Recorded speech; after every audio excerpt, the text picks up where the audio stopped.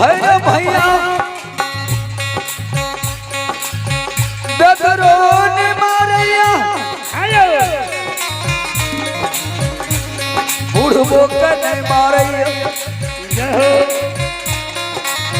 चुन चुन का भैया भाई जवान के मारे छठी और की भेले सात से मधुरनी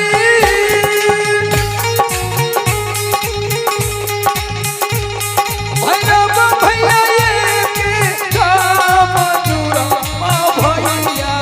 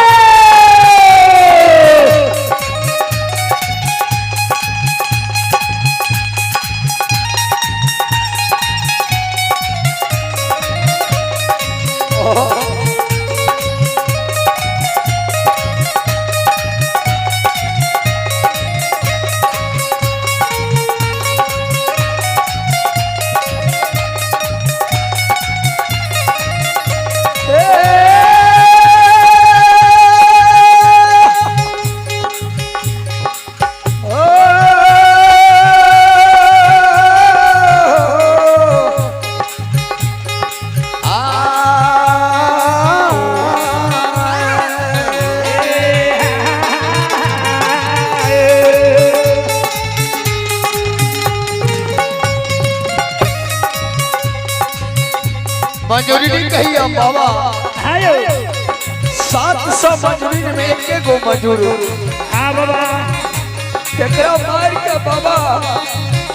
आ हमरा पिठवा राण बना दिए क्या हो मजूरी कान कान के हरा बाबा साहब जी विनती करे छे आयो की करे छे बकसा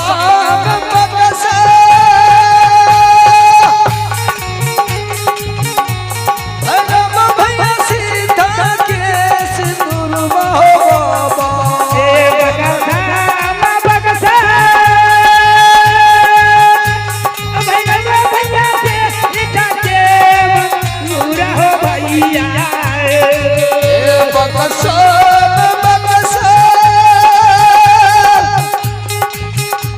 भैया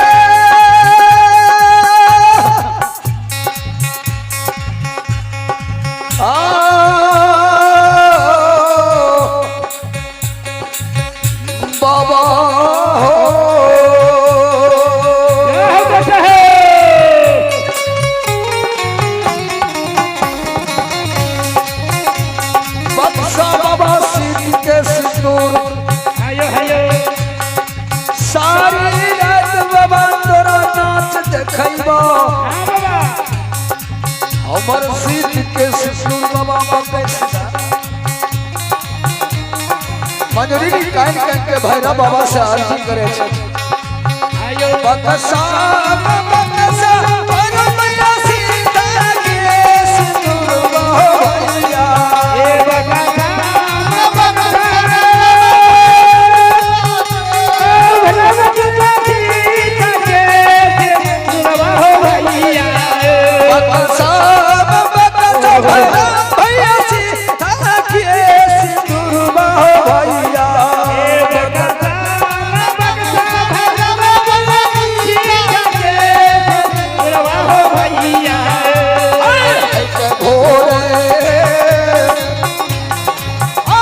के भोर बोलिया हो सुना हो छोट भैया भोर बोली हो देवा ए राम छोट भैया भोर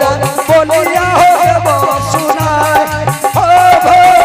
छोट भैया बोले हो देवा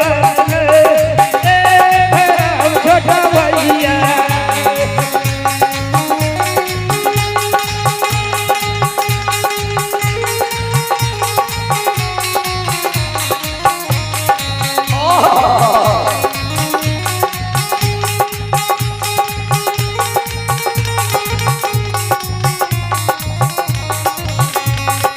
भोर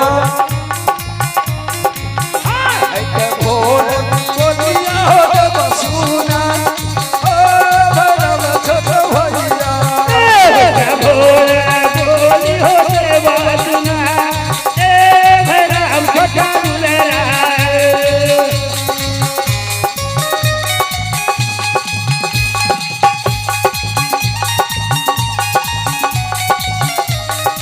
जय भगवान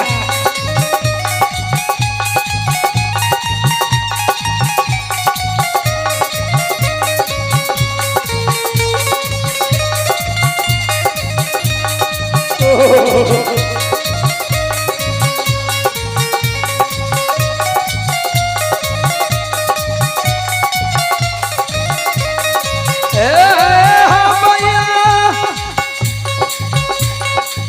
आज हमरा तू सीत के सिंदूर बाबा बकस दो आयो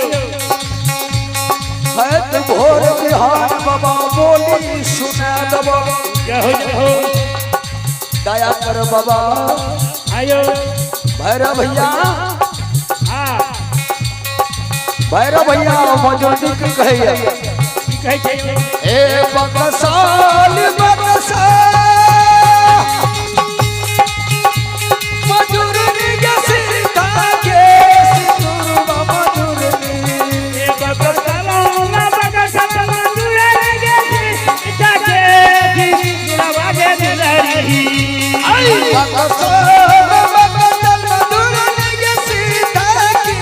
सिंदूर बाबा मजूरी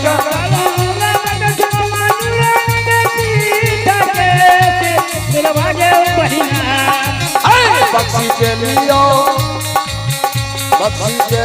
के सीता के सिंदूर है मधुर के बहिना बक्सी के लियो